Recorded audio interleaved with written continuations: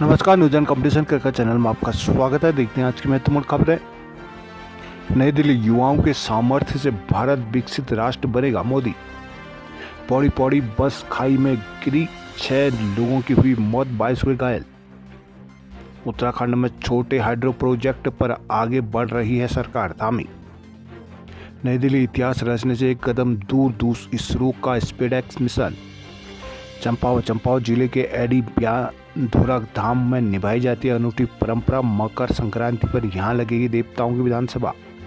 प्रधानमंत्री नरेंद्र मोदी ने रविवार को कहा कि देश के नौजवानों के साथ उनका परम मित्र वाला नाता है। साथ ही उन्होंने विश्वास जताया कि युवा शक्ति ही सामर्थ्य ही भारत को जल्द से जल्द विकसित राष्ट्र बनाएगा। विकसित भारत युवा नेता संवाद 2025 को संबोधित करते हुए प्रधानमंत्री ने यह भी कहा कि बड़े सपने देखना, एक मजबूत प्रतिबद्धता बनाना और एक तय समय सीमा के भीतर उन सपनों को हासिल करना पूरी तरह से संभव है। उन्होंने कहा कि किसी भी देश की प्रगति के लिए उसे महत्वपूर्ण लक्ष्यों को प्राप्त करने पर ध्यान देना चाहिए। एक लक्ष्य के बिना जीवन अकल्पनीय है। लक्ष्य हमें उद्देश्य और प्रेरणा प्रदान करते हैं। जब हम महत्वाकांक्षी लक्ष्य तक पहुंचते हैं तो हमें उन्हें पूरा करने के लिए अथक प्रयास करने होते हैं। आज भारत इसी भावना को मूर्त रूप दे रहा है। मोदी ने कहा कि विकसित भारत यानी जो आर्थिक, सामरिक, सामाजिक और सांस्कृतिक रूप से सशक्त होगा, जहाँ अर्थव्यवस्था भी बुलंद होगी, पारिस्थितिकी भी समृद्ध होगी। उन्होंने कहा कि जहां अच्छी कमाई और पढ़ाई के ज़्यादा से ज़्यादा अवसर होंगे, जहां दुनिया की सबसे बड़ी युवा आबादी कौशल से लैस होगी, जहां युवाओं के पास अपने सपने पूरा करने के लिए पूरा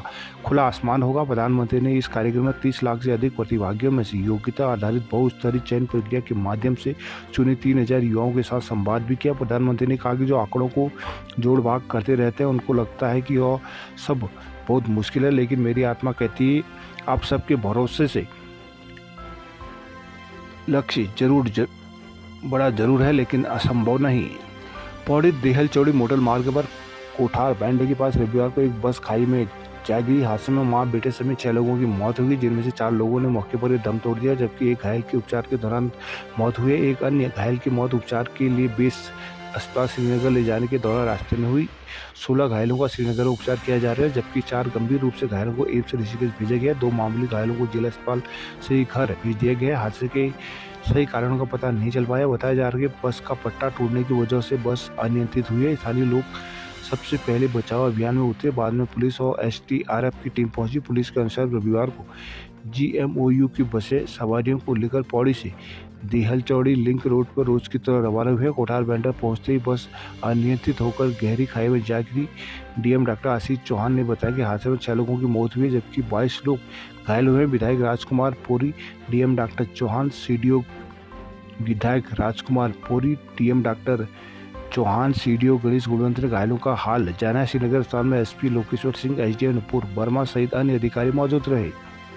मुख्यमंत्री पुष्कर सिंह धामी ने कहा कि उत्तराखंड को ऊर्जा प्रदेश बनाने के लिए बिजली उत्पादन के सभी विकल्पों पर सरकार आगे बढ़ रही है। खासकर स्मॉल हाइड्रो पावर प्रोजेक्ट पर विशेष फोकस किया जा रहा है। साथ ही जियोथर्मल, थर्मल और सोलर पावर के जरिए उत्तराखंड पावर हाउस सरप्लस बनने जा रहा है। सीएम धामी ने रविवार को देहरादून में आयोजित अंतर्राष्ट्रीय प्रवासी उत्तराखंड सम्मेलन के दौरान मीडिया से बातचीत में यह बात कही है। मुख्यमंत्री धामी ने कहा कि पहले चरण में 28 स्मॉल हाइड्रो पावर प्रोजेक्ट शुरू किए जा रहे हैं, जिसके साथ ही राज्य में रन ऑफ द रिवर पर स्मॉल हाइड्रो पावर प्रोजेक्ट लगाए जाएंगे। चंपावत जिले में स्थित एडी ब्यानधुरा धाम अपनी अनूठी मान्यताओं के कारण लोगों की धार्मिक आस्था का केंद्र बना हुआ है। अधिकांश मंदिरों में जहां मनोकामना पूर्ण होने पर घंटी, छत्र, ध्वज, पताका, श्रीफल आदि चढ़ाए जाते हैं, वहीं ब्यानधुरा धाम में धनुष बाण चढ़ाए जाते हैं, पूजे जाते हैं। ब्यानधुरा शब्द का अर्थ ही बाण की चोटी और जिस पर पहाड़ की चोटी पर यह मंदिर स्थित है, उनका आकार धनुष के समान है। यहाँ मकर संक्रांति पर राज्य के विभिन्न स्थानों से देवी देवताओं के डांगर पहुंचते हैं। इस उत्सव को देवताओं की विधानसभा के नाम से भी जाना जाता है। चंपावत, नैनीताल, उधमसिंह नगर जिलों की सीमा से लगे सेनापानी जंगल इसी ब्यानधुरा क्षेत्र बिरान इलाका है। मान्यता है कि महाभारत काल से ही ऐतिहासिक घटनाओं के साक्षी रही इस क्षेत्र में अज्ञातवास के दौरान पांडवों ने अपना ठिकाना बनाया था और अर्जुन की गांडीव, धनुष सहित अन्य अस्त्र शस्त्र ही छुपाए थे। मान्यता है कि अर्जुन का गांडीव धनुष आज भी यहाँ मौजूद है और एडी देव के अवतार ही उन्हें उठा पाते हैं। इतिहास की सुधारती देवेंद्र ओली के अनुसार इस क्षेत्र में भारी आक्रमणकारियों ने हमले भी किए थे, लेकिन वे बयानधुरा धाम तक नहीं पहुंच पाए। पुजारी पंडित शंकरदास जोशी बताते हैं कि यहाँ विभिन्न स्थानों से लोग देवताओं की डांगर एकत्रित होते हैं। यहाँ होने वाले जागों में अवतरित होकर भक्तों को आशीर्वाद देते हैं। यहाँ देव डांगर भक्तों की आशंकाओं का समाधान भी करते हैं, इसलिए इसे देवताओं की विधानसभा कहा जाता है। उत्तराखंड में सोलर उद्यमों को जीएसटी पंजीकरण में मिलेगी छूट।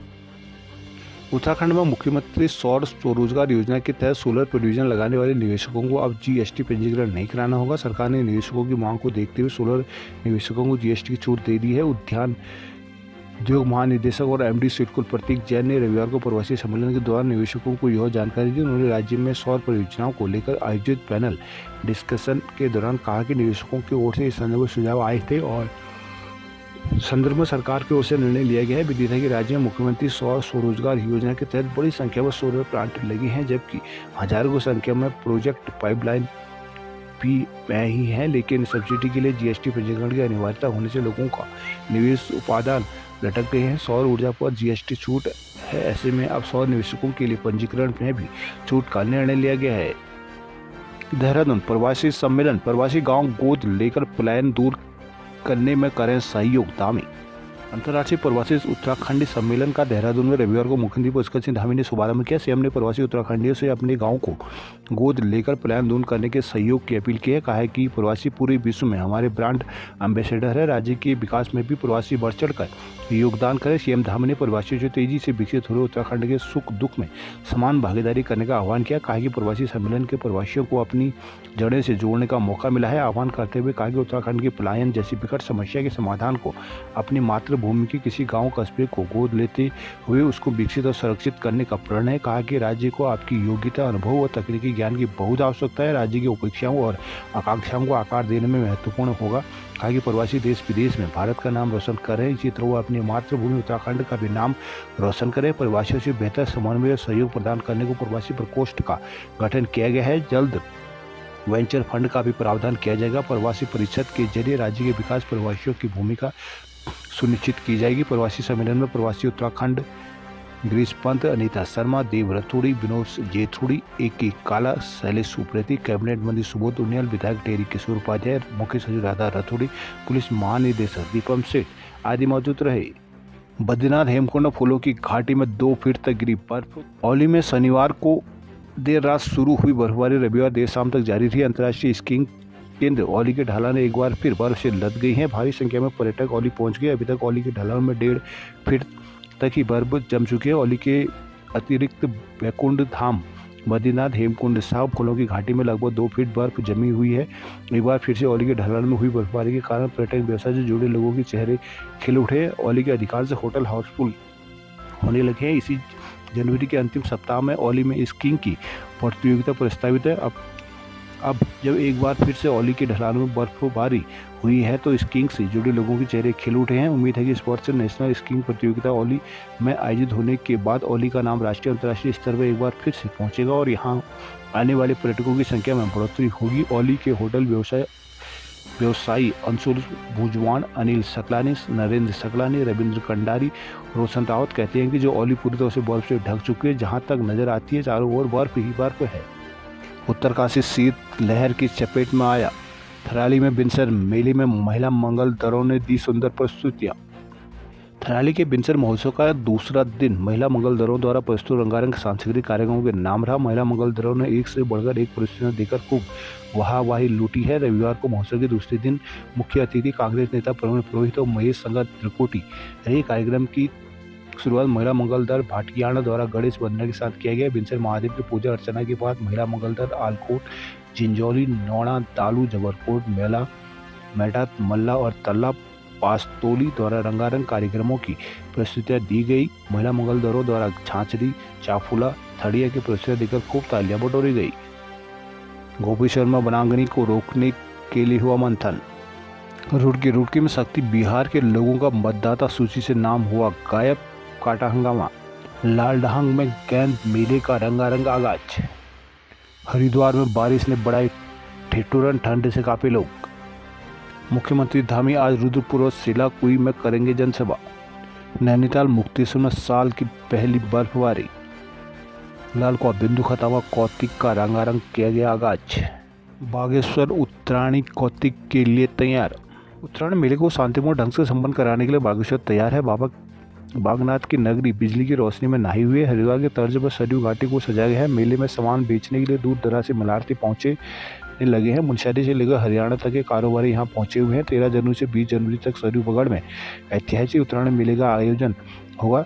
सोमवार को कुमाऊं कमिश्नर दीपक रावत मेले का शुभारंभ करेंगे। रविवार की शाम वह बागेश्वर पहुंच गए हैं। यहाँ जिलाधिकारी आशीष भाटगई उनका स्वागत किया। मेले को भव्य बनाने के लिए प्रशासन की तैयारी पूरी की गई है। सोमवार तहसील परिसर से सांस्कृतिक झांकी निकाली गई जो सांस्कृतिक मंच नुमाई खेत पहुंचेगी। यहाँ रंगारंग कार्यक्रमों के साथ मेले का शुभारंभ होगा। मेले के दौरान बाबा की नगरी दुल्हन की तरह सजी हुई। यहाँ बॉल राइटिंग से लेकर बिजली की मालाओं से नगर को सजाया गया है। यहाँ आने वाले को किसी तरह की परेशानी न हो इसकी व्यवस्था की है। बाबा बागनाथ मंदिरों को फूलों से आकर्षक ढंग से सजाया गया है। मेलार्थियों के लिए हर जगह सेल्फी पॉइंट बनाए गए हैं। जिलाधिकारी आशीष भाटगई ने कहा कि मेले में अपनी संस्कृति को आगे बढ़ाने में सहायक होते हैं। उत्तरायणी मेला महत्वपूर्ण मेलों में से एक है। पिथौरागढ़ में 7 मेयर प्रत्याशी डिग्रीधारी और 1 5वीं पास। लोहाघाट में शांति भंग की आशंका में 24 को दिया गया नोटिस। मुंशियारी शहर में साल की पहली बर्फबारी से पर्यटकों के खिले चेहरे। लोहाघाट आज से पंचेश्वर में शुरू होगा उत्तरायणी मेला। बेरीनाग में 2-2 योजनाओं के बाद भी तीसरे दिन मिल रहा है पानी। धुंध मानसूनी में बारिश, पहाड़ों पर बर्फ से कड़ाके की ठंड। देहरादून डीएम के आदेश पर कुल 5 लोगों पर की गई कार्रवाई। सड़कों पर गड्ढे खुले छोड़ने पर जेई ठेकेदारों को मुकदमे दर्ज। देहरादून में साइकिल रैली निकाल कर दिया फिट, हेल्थी और ड्रग फ्री धुन का संदेश। ऋषिकेश में बारिश और सर्द हवाओं से ठिठुरे लोग। चक्राता जौनसार भावर के गांव में दिख रही है लोक संस्कृति के विभिन्न रंग।